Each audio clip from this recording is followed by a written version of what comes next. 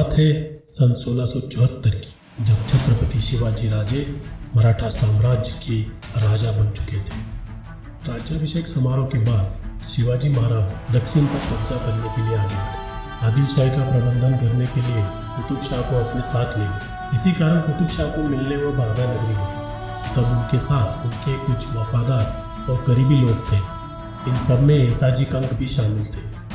जब शिवाजी महाराज ने दादा महल में प्रवेश किया तो कुतुब शाह ने खुद आगे आकर उनका स्वागत किया। जब महाराज महल में आकर बैठे तब कुतुब शाह ने उन्हें एक सवाल पूछा जो कई बार उनके मन में आया था। राजे, आपकी सेना बहुत बड़ी है, लेकिन इसमें हाथी क्यों नहीं है? महाराज ने कहा, तानाशाह जी, ऐसा कुछ नहीं है। हमारे पास 50,000 हाथी है, यानी एक एक सिपाही एक एक हाथी के समान है। यदि आप विश्वास नहीं करते हैं तो आप हमारी सेना में किसी को भी चुन सकते हैं। वह आदमी आपकी सेना के किसी भी हाथी से लड़ लेगा। महाराज के इस उत्तर को सुन कुतुब शाह स्तब्ध रह गए, लेकिन उन्हें अभी भी विश्वास न था कि कोई हाथी से मुकाबला कर सकता है। इसलिए उन्होंने महाराज की सेना के लोगों को आजमाने का फैसला किया। उसने राजा के चारों ओर खड़े लोगों को देखा। येसाजी कंक जैसे मजबूत शरीर वाले इंसान पर कुतुब शाह की नजर रुक गई। उन्होंने येसाजी को हाथ से मुकाबला करने के लिए चुन लिया। येसाजी ने इस चुनौती को स्वीकार किया और मुकाबले का दिन तय हुआ। शिवाजी महाराज ने उनको अकेले में देखा और महाराज को येसाजी कंक के निडरता का प्रतीक उनकी आंखों में दिखाई दिया। कंक ने भी अपनी गर्दन घुमाई और महाराज ने उन्हें शपथ दिलाई, आप यह सुनिश्चित करें कि जीत हमारी होगी। हाथी और येसाजी के मुकाबले के लिए बैठक की व्यवस्था की गई और आखिरकार वह क्षण आ ही गया। येसाजी ने मैदान में उतरने से पहले महाराज का आशीर्वाद लिया।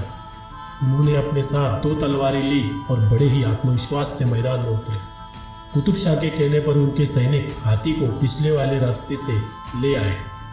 वह हाथी श्रृंखला में बंधा था और उसे प्रबंधन करने के लिए लगभग 25 से ज्यादा सैनिक थे। तो सोचिए कि वह हाथी कितना शक्तिशाली था। उन सैनिकों ने हाथी को श्रृंखला से मुक्त किया। सामने येसाजी कंक को देख हाथी ज्यादा ही गुस्से में आकर उन पर आक्रमण करने आए।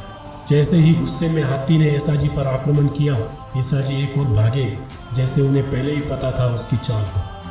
वहां इकट्ठे लोग तो जैसे अपनी जान हथेली पर रखकर यह मुकाबला देख रहे थे। यहाँ ऐसा सुनिश्चित था कि हाथी और इंसान का यह मुकाबला हाथी ही जीतेगा। हाथी आक्रमण करते ही येसाजी दूसरी ओर जाते। ऐसा येसाजी कंक कुछ वक्त करते रहे। इस बात से हाथी और भी गुस्से में आकर आक्रमण करने लगा। येसाजी तो हाथी के साथ एक खिलौनों की तरह खेल रहे थे और हाथी खेल रहा था।